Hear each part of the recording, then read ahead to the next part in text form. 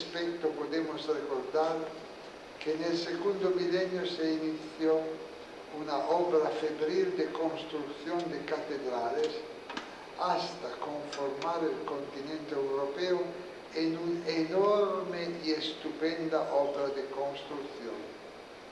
Se podría incluso afirmar que el culto cristiano y en general los ritos de las diversas religiones han sido el lugar privilegiado y la sede más oportuna para el desarrollo de las artes liberales de las diversas culturas y naciones.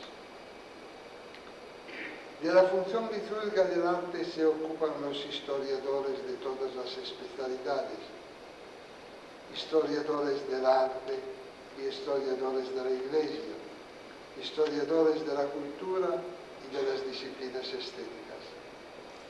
Estos no son capaces de enumerar las obras que la Iglesia ha producido en 2 milenios en todas las partes del mundo, dejando una señal clara en aquellas culturas en las que la fe de los cristianos se han propagado y sus ritos se han celebrado, enriqueciendo con una profusión sin igual la arquitectura, las artes figurativas, las literarias, las musicales, el canto, los paramentos, el bestiario, las artes cinéticas, etc.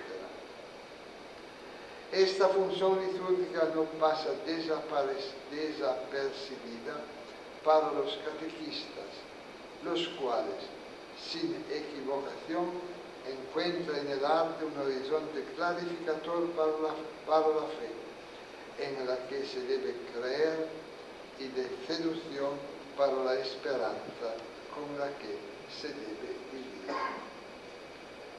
Dando una mirada panorámica al inmenso conjunto de las obras de arte íntimamente conectadas con la acción celebrativa, donde encuentran su vitalidad, no podemos dejar de pensar en las grandes basílicas catedrales circundadas por las ciudades, ni se pueden olvidar los oratorios esparcidos por todos lados que se encuentran a lo largo del paisaje urbano y rural para dar a quien los contempla un estímulo de espiritual belleza. Innumerables iglesias de todos los siglos y estilos sirven excelentemente a las asambleas litúrgicas y muestran plásticamente lo que significa la comunidad de los creyentes reunida por el Espíritu de Dios y convocada por su palabra.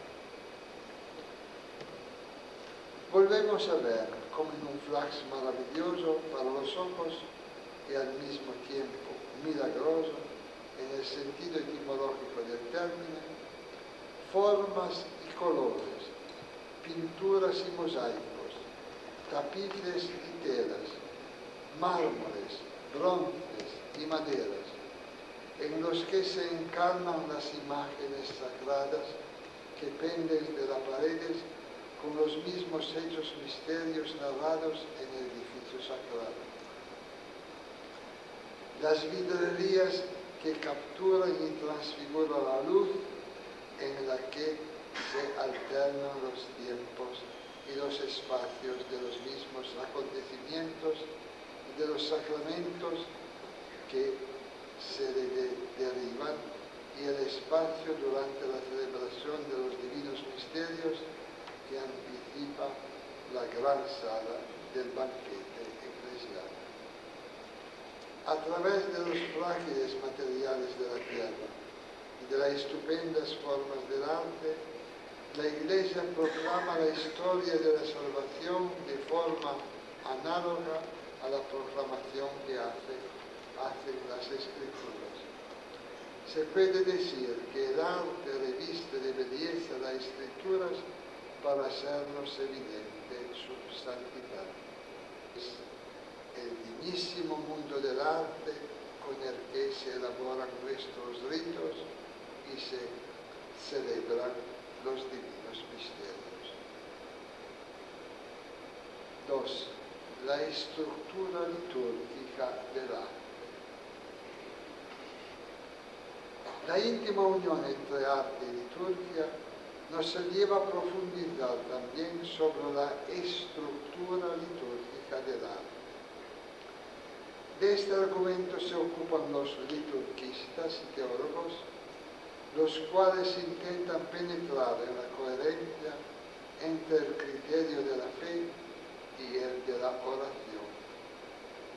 Se ocupan también los expertos de la vida espiritual y de la mistagogía, es decir, los que se preocupan de transmitir la doctrina cristiana no solo enseñándola y disponiéndola para el aprendizaje de los fieles, sino también haciendo experimentar en ella reverencia la bondad, la verdad, la unidad del misterio de Dios. El segundo concilio ecuménico de Nicea, 787, celebrando en el 787, aunque si en circunstancias penosas e incluso trágicas por el rechazo de la defensa de las imágenes sagradas, que llegó desgraciadamente hasta el derramamiento de sangre, se dedicó al examen y profundización de la cuestión de nuestra estética. Desde aquel lejano pero fundamental concilio proviene el estatuto del arte cristiano, según el cual las expresiones figurativas se articulan íntimamente con las escrituras, a través de las cuales se manifiesta la revelación divina. De suyo, el segundo concilio de Nicea enseña que el arte cristiano, estructurado mediante la experiencia y la vivencia litúrgica de la Iglesia, corresponde a las mismas escrituras. En este sentido, llama a los artistas agiógrafos, autores de obras de arte, con la misma denominación dadas a los autores escritos bíblicos. Este estatuto de estética cristiana, donde se admite que el sacro y el santo encuentran encarnación en la belleza de las formas sensibles, individuables por la antigüedad y riqueza de significado, es tanto más precioso cuanto increíblemente desconocido. Esto depende de los acontecimientos no siempre coherentes en los que se ve involucrado el arte cristiano, cuando su estructura se desvía de la experiencia y de lo vivido en la liturgia, reduciéndose a una mera funcionalidad ritual. El desequilibrio se refiere tanto a la componente teológica y espiritual cuanto a la artística y litúrgica, ya que la vía pulchritudinis, es decir, el intento de andar hacia el misterio de Dios mediante la belleza, se olvida y a veces se mistifica.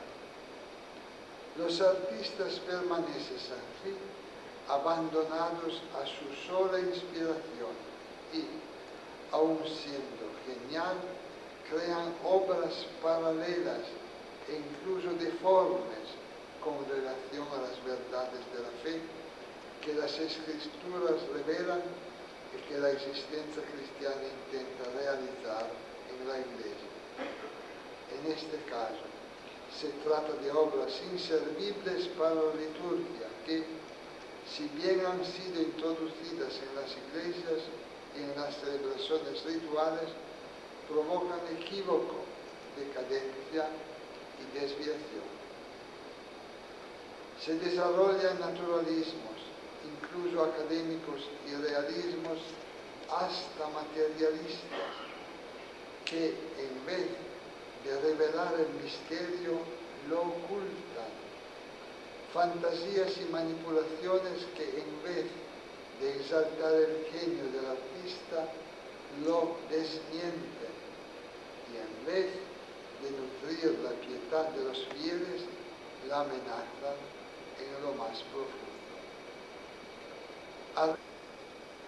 Este es el sentido profundo que la liturgia infunde en su arte, dándole un valor autónomo y haciéndole casi sacramento de la fe. El arte litúrgico pierde su naturaleza fuera del contexto celebrativo, impregnando de las escrituras de la tradición del Genium Loci. Se trata de un contexto unitario y complejo que expresa la Domus Dei en cuanto Domus Populi Dei. El equilibrio entre arte en función litúrgica y el arte de estructura litúrgica responde a la difícil y todavía no resuelta cuestión estética que en nuestro siglo se ha debatido entre funcionalismo y estructuralismo, asumidos exclusivamente por este o por aquel arte. Al final de recorridos tortuosos y muchas veces vanos, la gran lección del arte litúrgico, que es síntesis de fundación y de estructura, se nos presenta con sus soluciones, con su verdad, con su dignidad, con su impulso existencial para el mundo de hoy, para poder ser todavía modelo de libertad, de belleza, de creatividad. En el pensamiento de inspiración cristiana, el admirable connubio entre el arte y la liturgia lleva, por tanto, a poner en evidencia tanto la dimensión artística de la liturgia como la dimensión cultural del arte. Dimensión artística de la liturgia. Una primera consideración sobre el inseparable binomio del arte y la liturgia nos lleva a afirmar que nuestra liturgia es arte en cuanto acontecimiento del hombre que compone su propia expresión espiritual. En este sentido, su libre actuar es vehículo de la ascesis espiritual, de modo que el arte de sus manos permite adornar el espacio de la oración con una noble simplicidad y elegancia, reuniendo la profanación de la mera suntuosidad. El equilibrio entre la función litúrgica y la estructura litúrgica comporta la implicación total de todo lenguaje estético, de modo que las percepciones sensibles exteriores puedan inflamar y purificar las almas, dirigiéndolas hacia el encuentro con la divinidad. Cada representación, cada expresión, cada comunicación ligada a las percepciones sensibles del hombre, oído, vista, tacto, olfato, gusto, se transforman en signos con los que difundir la adhesión a Dios de la comunidad orante que acoge la belleza y recorre la vía de la santidad. Este esquema ritual es también propio, obviamente, de rituales extraños al cristianismo, ya que se sitúa en los límites del sentir y del expresar de la naturaleza humana.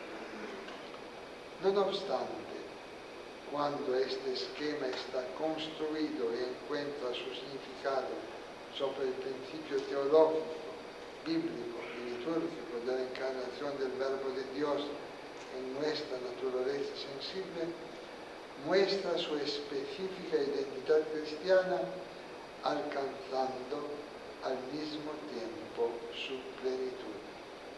El arte, en un contexto litúrgico, asume la doble dinámica de llevar hacia Dios y de acoger la presencia de Dios. De suyo ayuda a traspasar el estrecho recinto de lo finito para empujar a las almas hacia el absoluto y, al mismo tiempo, hacer visible la acción litúrgica en la cual se celebra el Padre, Dios y el Espíritu por la mediación del Señor Jesucristo, plenamente Dios y plenamente hombre. Actuando así, la celebración ritual se hace ella misma obra de arte de envergadura incansable. El arte litúrgico es un evento complejo, vital y total, en el que no se puede realizar ninguna intervención de divisación, dividiendo las diversas expresiones artísticas, jerarquizándolas entre ellas y separando las cosas de las personas. El arte dentro de la liturgia es espectáculo en cuanto que se ofrece al hombre para ayudarle a pensarse a sí mismo en la presencia de Dios, ese Dios que hace nuevas todas las cosas. El arte es el teatro global en cuanto la escena preanuncia la recapitulación de todas las cosas en Cristo, en el que los presentes no son espectadores, sino protagonistas de ese encuentro con el Dios presente. Obedeciendo la lógica de la encarnación, la celebración litúrgica se impone con los sentidos a la inteligencia, a la voluntad. Todo lo que es humano tiene que ser insertado en lo divino, también a través de la vía de la obediencia. El arte figurativo y el juego de las luces alegran la mirada, el canto y la música, el oído, y el perfume de las flores y del incienso, el olfato, el pan y el vino del memorial eucarístico, el gusto, los tejidos y los documentos, el tacto. Estas emociones nos llevan a la percepción de una atmósfera global donde luz, calor, canto, música, palabra, silencio, movimiento y éxtasis sugieren a la inteligencia la presencia del divino y estimulan la voluntad a realizar un acto de amor hacia Dios. Y cada liturgia es, de este modo, signo ejemplar del éxtasis y del tormento del hecho humano reunido en un único acontecimiento cuando dicta la lex vivendi, la lex orandi, la lex ornandi. La dimensión cultural del arte. Una segunda consideración sobre el feliz connubio del arte y la liturgia nos lleva a afirmar que nuestro arte es liturgia. De suyo, la liturgia es evocación e invocación, es decir, declinación y conjugación del vocare, del llamar por el nombre de otros tiempos, de otros lugares, y de la misma inmensidad del infinito. Y el yo y el tú, el nosotros y el ustedes, actuando la historia de la salvación que Dios estableció con el hombre en el mundo. La liturgia es anamnesis y mímesis, es decir, memoria del sentido pleno y no solo recuerdo. Es imitación en el sentido pleno y no solo copia de los acontecimientos que Jesucristo ha vivido en su cuerpo y ha transmitido al cuerpo de su iglesia. Todo esto se puede decir con una sola palabra, es decir, Eucaristía, o lo que es lo mismo, rendimiento de gracias. También en sentido pleno, que no se puede reducir a convenciones de buenas maneras, ya que es el acto con el que todo el ser y todas las capacidades del ser se elevan a Dios.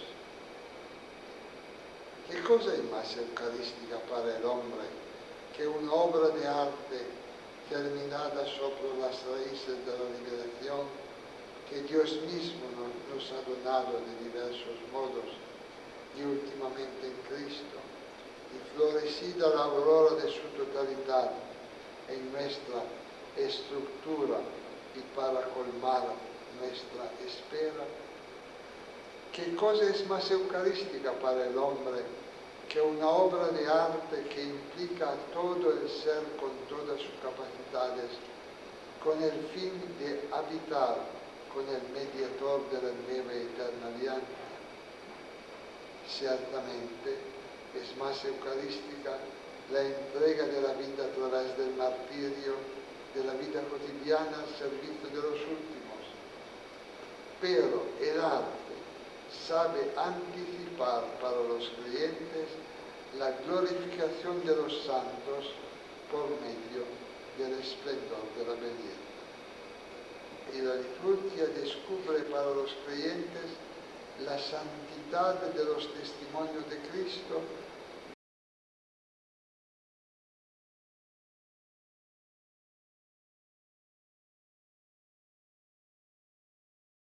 dejando reflejarse sobre ellos de un modo todavía ensombrecido e estupendo el esplendor de la gloria de Dios.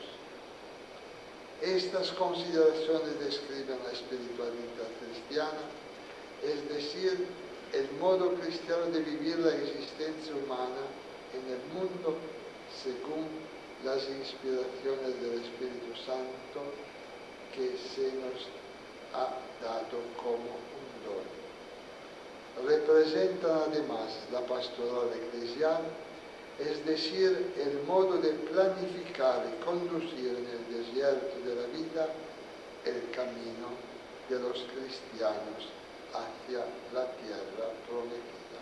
Institutio Generalis Visalis Romani, que más que ningún módulo ha señalado después del Concilio Vaticano II las cuestiones relativas a la relación entre el arte y la liturgia, subraya que Jesús ha invitado a sus discípulos a prepararle la cena de la Pascua en una sala grande y adornada con alfombras extendidas, y que, obedeciéndole, nunca ha dejado la Iglesia de preparar la Eucaristía del Señor, cada cosa con sumo cuidado y belleza expresiva.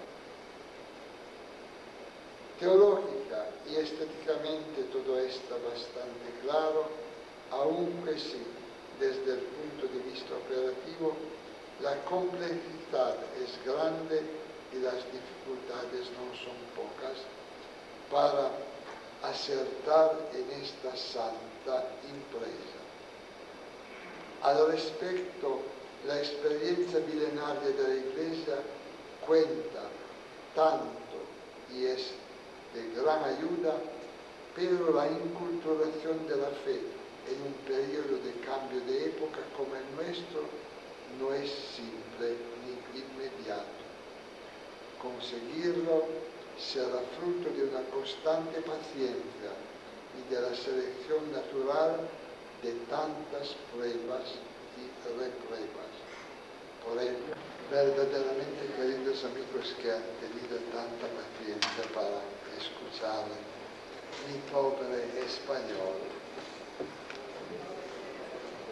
hemos llegado ya al final de este coloquio internacional sobre los bienes culturales de la Iglesia como medios de evangelización.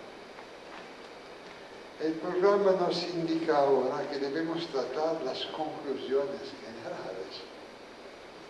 He pensado que para concluir, que mejor que dar algunas indicaciones prácticas que nos ayuden a todos a hacer realidad cuanto hemos reflexionado juntos a lo largo de estos días.